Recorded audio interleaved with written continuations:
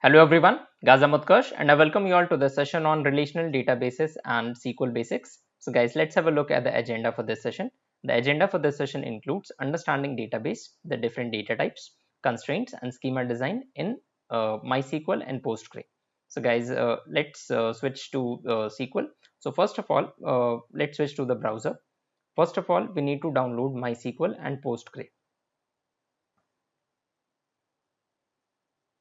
So guys, over here we are means I can go to Google and then click MySQL download. All right. So guys, we have to go to Google and click on MySQL download. So once you are over here, we can go to MySQL Workbench. See, this is the tool that you will be needing to implement SQL. So first, let's say we are discussing about installing the MySQL and the Postgre, and then we'll discuss, let's say, the database, the table, the rows and the column, the table structure and the table design. So over here we are in the MySQL. All right, this is not the one. So yeah, we need to go to the community server, or even this community would work. So guys, over here we are into the MySQL community downloads. Now from here, you have to click on MySQL installer for Windows. And means this option is also available, let's say for Mac and Linux as well. So currently I'm selecting the version 8.0.42 because this is the latest version and the operating system is Microsoft Windows. So you have to download this. So this is Windows x86 32-bit MSI installer, but this will also work for the 62-bit systems. And you need to download this 8.0.42 version with the size of 353.7 M. All right, you have to click download. Once it is downloaded, you can let's say double click the installer and then proceed with the installation, wherein you have to install, let's say, MySQL Workbench, MySQL shell. All right, and the command line argument, right? You have to download MySQL Workbench and shell. All right, so this is how you can proceed with the MySQL installation. Then moving to the Postgre.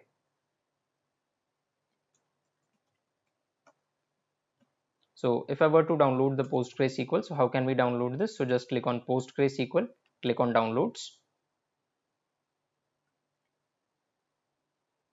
So guys, over here you do have this option. So this website provides PostgreSQL is available for download as ready to use packages or installers for various platforms, right? As well as a source code archive if you want to build it yourself. So see, we have the option to download it for Linux, for macOS, for Windows, for BSD and for Solaris. So for Windows users, you can click over here. For obvious reasons, Mac users would click over here and Linux users would click over here. So this will help you set up the installer, and once you have the installer, just double click the installer and proceed with the installation. All right, so once you, let's say, get MySQL and the Postgre installed, once these tools are installed, next let's say we can move to understanding the concept of database, data, the table design, the table structure consisting of rows and columns, let's say, and the schema design, right? So guys, I'm switching to the MySQL window. So guys, currently we are in the MySQL window. Now over here, I'm, let's say, creating another tab. I'm creating another tab wherein, let's say, we'll be working with understanding the fundamentals. So guys, see, we have to understand these concepts. We have to understand database. Then we have to understand what is table. Then we have to understand rows and columns.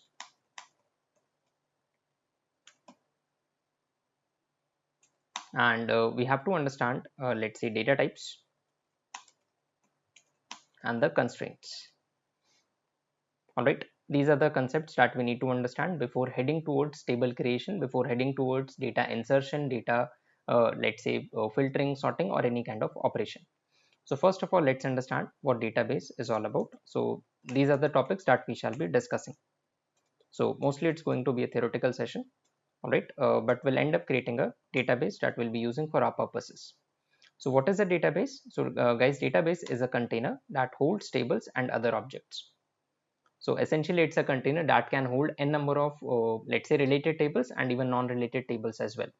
Now, when we are talking about a table, we are talking about essentially, let's say, a tabular structure where we have data in form of rows and columns. All right, data is present in table in a 2D structure where the data is present in rows and columns. So when we are talking about other objects, so it's not just limited to tables. We can store views, we can store, let's say, stored procedures, we can store triggers as well, and functions as well. So guys, this is essentially what database is all about. So it's a container that holds tables and other objects. Now, no two database should have the same name in, let's say, in the same SQL engine, whether it's MySQL or Postgre. Two different database can have different names, and we'll have to create the database from the scratch. So we can create the database, we can delete the database as well. So this was the first point about database.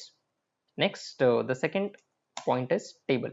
So we have to understand what table is. So guys, a table is a structured collection of related data entries, rows, and defined by columns. So let's consider some example. Suppose I have an, let's say, data for employees belonging to a particular organization, right? So each and every employee in the organization would have, let's say, the employee ID. They would have the employee ID, right? Next, they would have employee name. Then they'd be having some age. All right, they do have some job profile.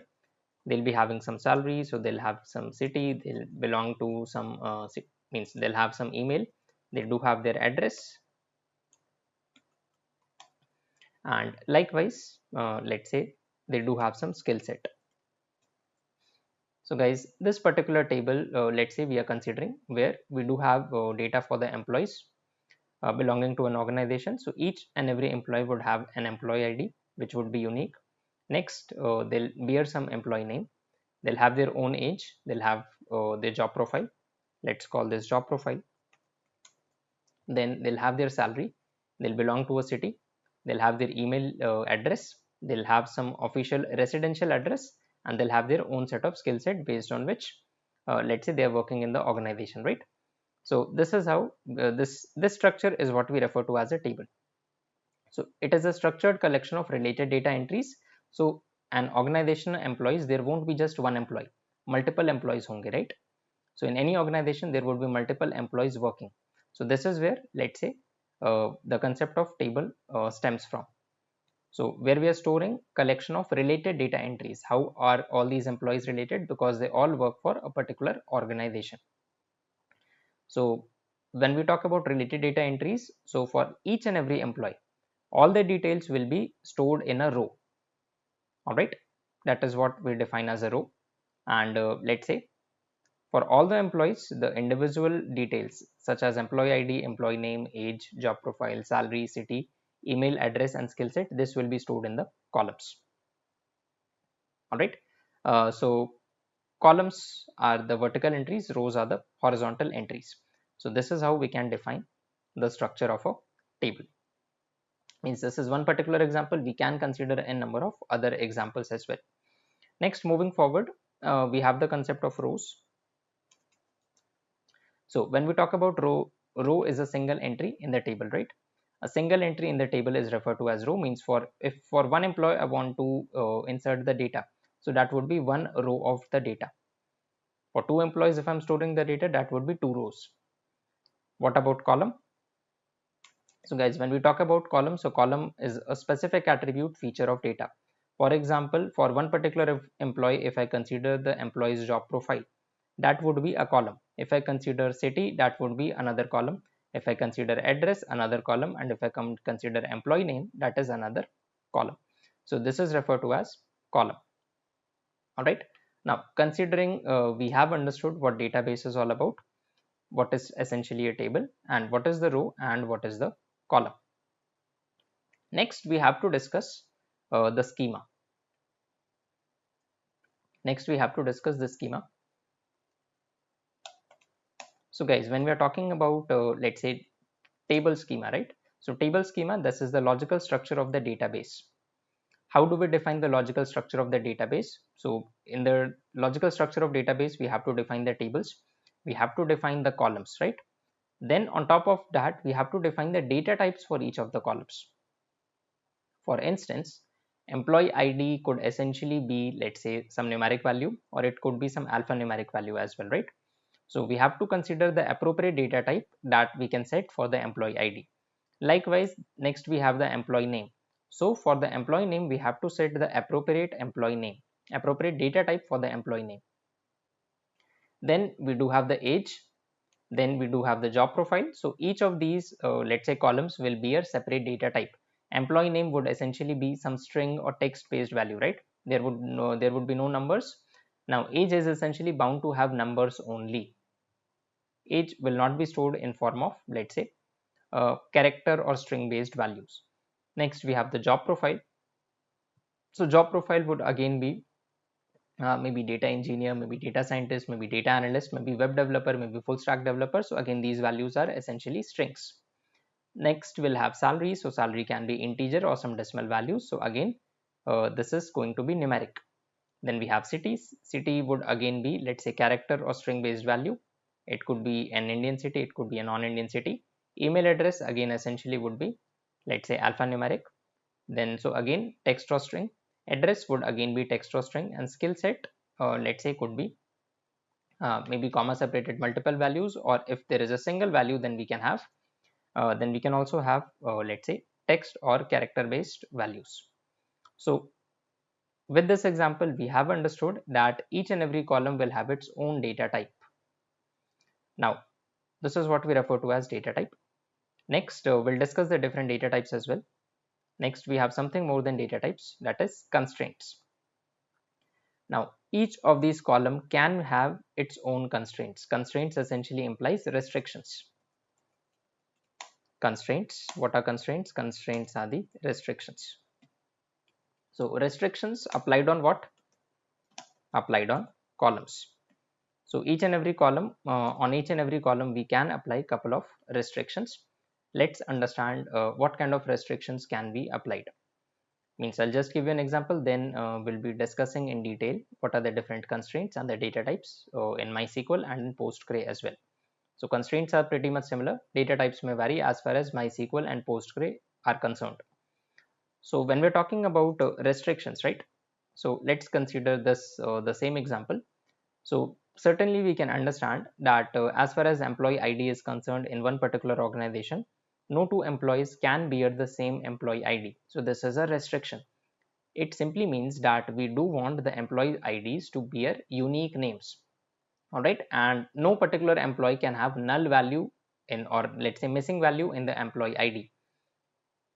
So this would again imply that we have to apply a kind of constraint or restriction on this employee ID field, where it will always have unique values and it cannot be null. All right, so this is one kind of restriction. Now when we talk about let's say another column, maybe age. So there can we can apply some restrictions, such as minimum age should be, let's say, for working in this organization should be maybe 21, 22 or something of this sort. Likewise, when we have, let's say, another email address. So for the email address, again we have the constraint that all the let's say all employees will have unique email address only. Likewise, employee name, we are certain that employee name would not be null. It cannot have missing values, right? So these are a number of different constraints that can be worked around. So we can have unique plus not null, we can have only unique, we can have, let's say, not null. We can apply some condition that maybe this column will have, let's say, this is the bare minimum value that this column is going to assume. All right, so this is one another constraint. Then for one particular column we can use, maybe we can set some default value, that could be another constraint. All right, so different columns can have different constraints, and accordingly, let's say, we'll have to design the table schema considering the constraints. And so guys, this is, let's say, the uh, window that we have in MySQL. So first of all, let's create a database. I'll show you how to create a database, and then moving forward, let's say we'll look at the same even in PostgreSQL, and then we'll move on to the data types and constraints in details. So over here I'm mentioning the first step, how to create a database.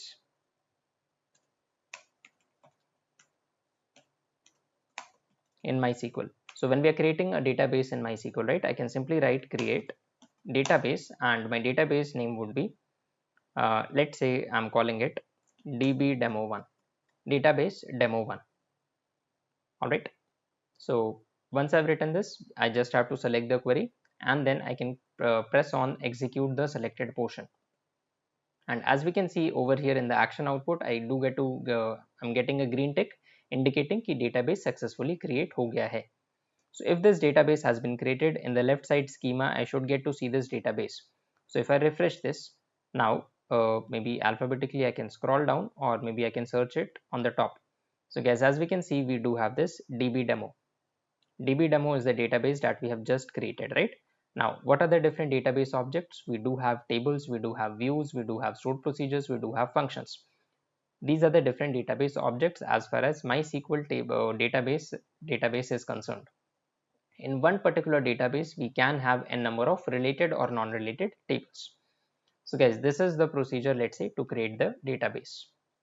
Then we can also understand if I were to delete the database, right? So instead of deleting, the word used over here is drop. Drop indicates deleting the database. So how to delete the database? I can simply write drop database db demo1. Drop database db demo1 means this database will be deleted. All right, this database will be deleted. So I can just select this drop database db demo1 and I can press execute.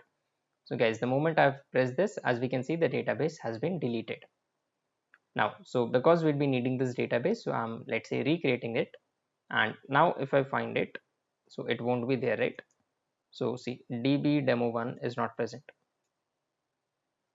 All right, so db demo1 is not present clearly. So what I can do, I can create it again from the scratch. So now if I'm creating this, let's see. So guys, as we can see, the db demo1 database has been created. So if I refresh it now, so I do get to see db demo1. So guys, this is the procedure, let's say, to create the database in MySQL. So I'm switching to the Postgre, where I'll be showing you how to create the database. So guys, this is the interface for the Postgre. On top we have, let's say, the different menus. On the left side, we do get to see the database, different objects that we have, and these are the different windows open, right? So suppose currently I'm having two different database, db1 and db2, and I wish to create another database. So what can be done in the database? Just right click and then create database. I'll call it the same, db demo1. I'm calling it the same, this is db demo1, and click on save. All right. So guys, as we can see over here, we do get to see db demo1. db demo1 is the database that we have just created. Now inside this database, what are the different objects? We have cast, we have catalogs, event triggers, extensions, foreign data wrapper, languages, publications, schemas, and subscriptions. So these are the different options that we have in db demo1. Now if I were to, let's say, open the query tool where we can write some queries, or maybe let's say the database is already created. So if I were to create a table over here, so where would I create? I can click on query tool. So first of all, I'm clicking on db demo1 and then I'm clicking on query tool. So guys, this opens up the db query tool where I can start with creating the tables. All right, this is where I can start creating the tables. All right. So this is where we can start creating the tables and then maybe inserting the data. So guys, this was let's say the interface overview. Now moving to the let's say MySQL window, maybe where there itself we can understand the different data types and the constraints as far as let's say MySQL and Postgre are concerned, or maybe I can show you in the browser. So I'll let's say I'll take you to the browser. Now over here, if I were to discuss the different data types in MySQL, so I'll just be writing MySQL data types. So guys, this is the official documentation where we have list of all the data types that MySQL offers. So what is the list that we have over here? See, the data types is divided into separate subsections. And what are these sections to begin with? We have numeric data types, then we have date and datetime data types, then we have string, spatial, JSON data types, right? And then this is the storage requirements. Storage requirement means the size that each data type occupies. So I'll show you, let's say, the commonly available list of numeric data types. So guys, as far as numeric data types are concerned, we have integer, small integer, tiny integer, medium integer, big integer for, let's say, the whole number values. Then we have decimal, numeric, float and decimal, let's say, for the decimal numbers as well. Then we have some bit values as well. So when we talk about integer, let's say int, small integer, tiny integer, medium integer, big integer. So the what is the difference between them? Their size. Size is the fundamental difference between them. So maybe I can show you the size as well. So guys, if you observe over here, see, this is the size difference when we talk about the different data types. Tiny integer occupies 1 byte, small integer is 2 byte, medium integer 3 bytes, integer 4 bytes, big integer 8 bytes, float 4 bytes, and maybe float, this is a different variant, 4 bytes. Double would take 8 bytes. Decimal size varies, and bit is approximately, let's say, 8 bytes. So this was about the numeric data types. Then we have, let's say, date time data types. So guys, when we talk about the date time data types, we have date, date time, timestamp, time and year. Date would essentially be YYYY format. Date time would be date along with time. So means after date we'll have HH:MM:SS for hour, minutes and second. And let's say likewise we have the timestamp. Time would only consider, let's say, hour, minute and second, and year would only consider the year part, right, in 4 digits YYYY format. So again we do have the size, let's say, restrictions for the date time format as well. So we can check for year the storage requirement, let's say, uh, from 5.6.4 is 1 byte. For year it's 1 byte, for date it's 3 bytes, for time it's 3 bytes. For date time it is 5 bytes plus fractional seconds, and for timestamp it is 4 bytes. So guys, this is the date time format, means these are the common data types. Next I can show you one more, which is the string data types, right? These are, see, numeric, date time and string, these are the three most commonly utilized data types in SQL and even in PostgreSQL. So as far as the string data types are concerned, we have character and varchar.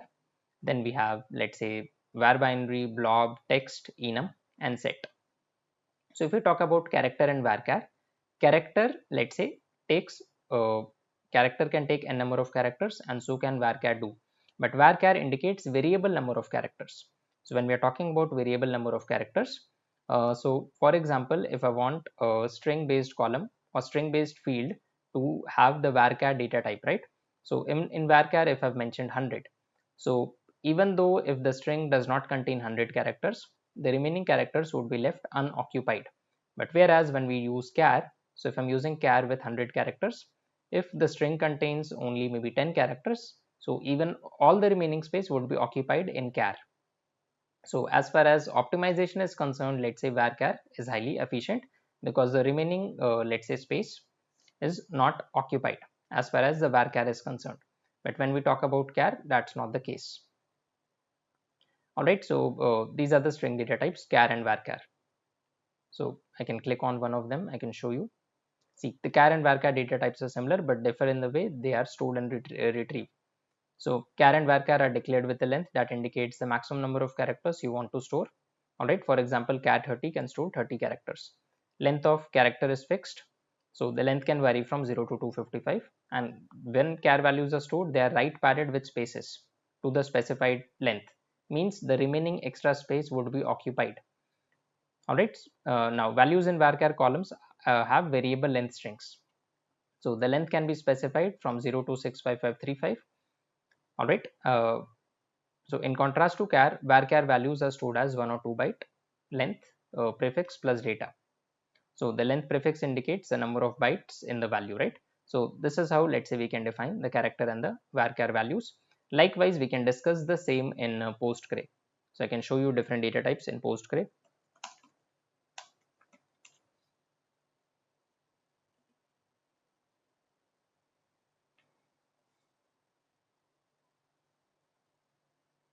So guys, when we are over here in the PostgreSQL, we have seen numeric data types. And what all numeric data types do we have? We have integer, then arbitrary precision numbers, decimal numbers, and serial types. Just have a look. These are the different types of integers: small int, integer, big int, decimal, numeric. So how do they vary? Based on the size, the storage varies, right? Now serial is used for auto incrementing integer. For example, employee ID would be something like 1 2 3 4. So that is where we can use the serial numeric data type. Next, if we look at let's say the character types.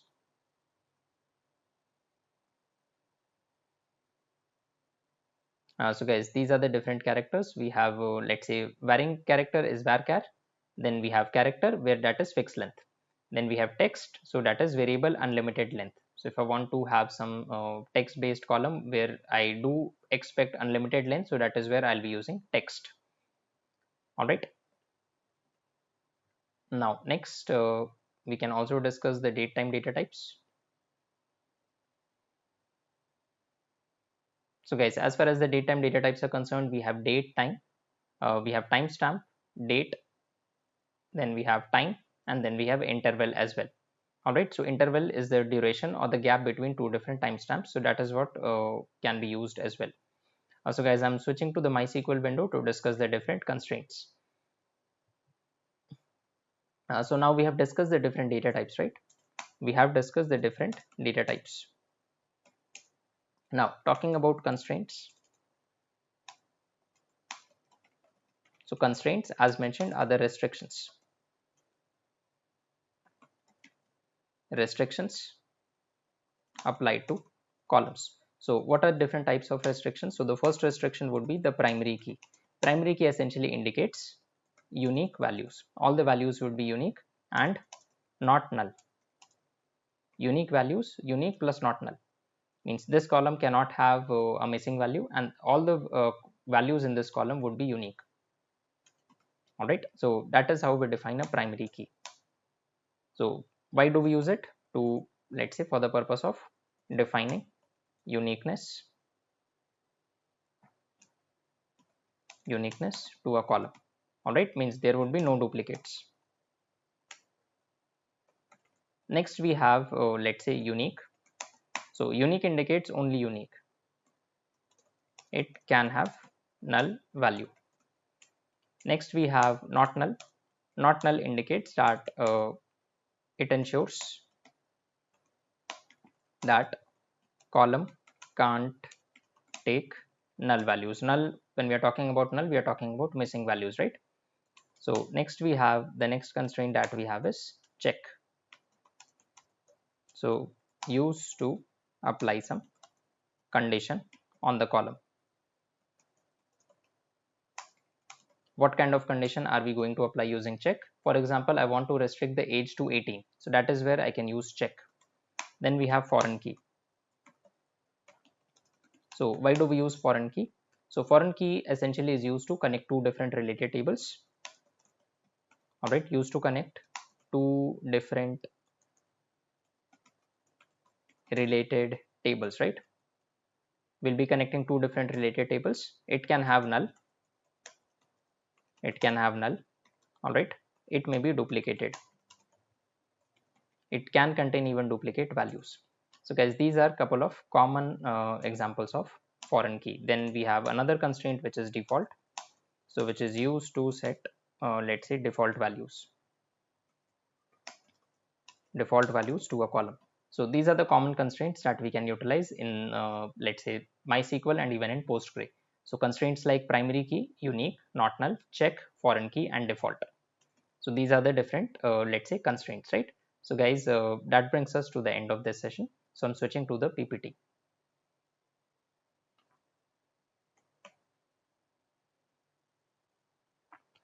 So guys, in this session, we have discussed installing MySQL in Postgre. We have also understood what database and tables is all about and how do we create database in the first place. We have also understood the different data types and constraints that we have in MySQL and in Postgres. So guys, in the next session, we'll be discussing about table schema design along with table creation and insertion of data into the tables in both MySQL and Postgre. Thank you.